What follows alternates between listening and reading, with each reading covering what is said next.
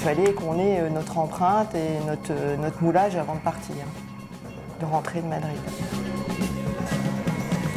Aujourd'hui, justement, pourquoi on se tourne vers des grands donateurs? Parce qu'on est tout près des premiers traitements. C'était un plaisir de faire ça en sachant que ça allait servir pour les enfants. C'est ça qu'il faut faire. Il faut partir de ce pied magique.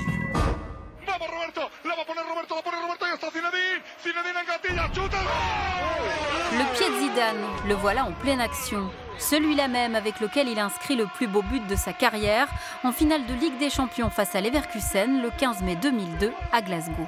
Il est en déséquilibre, on le voit bien, hein, vraiment en déséquilibre sur sa jambe droite, mais bien en appui quand même.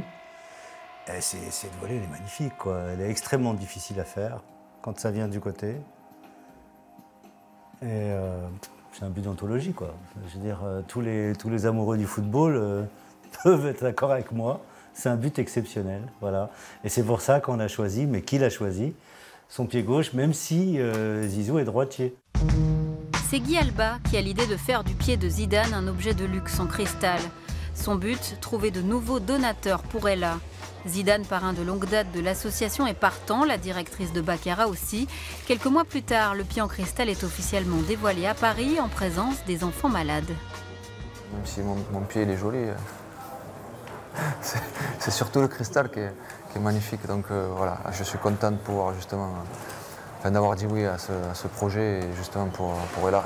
Quoi qu'il arrive, de toute façon, même si on n'est pas là physiquement, on vous soutient moralement et ce sera tout le temps comme ça, vraiment.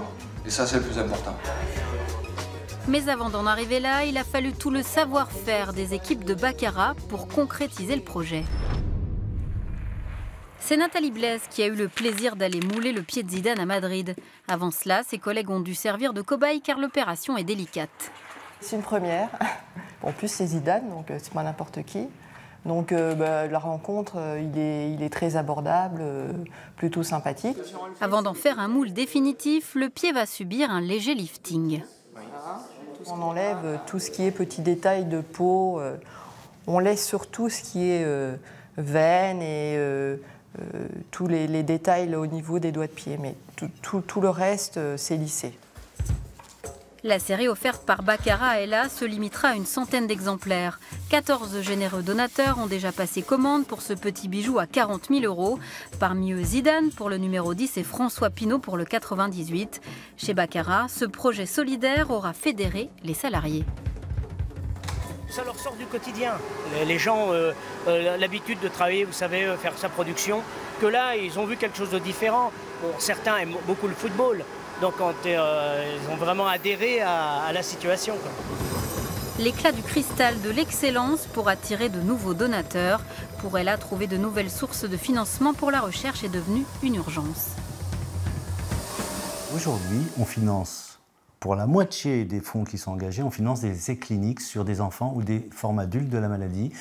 Quand on en est à ce stade-là, ça veut dire qu'on est tout près des premiers traitements.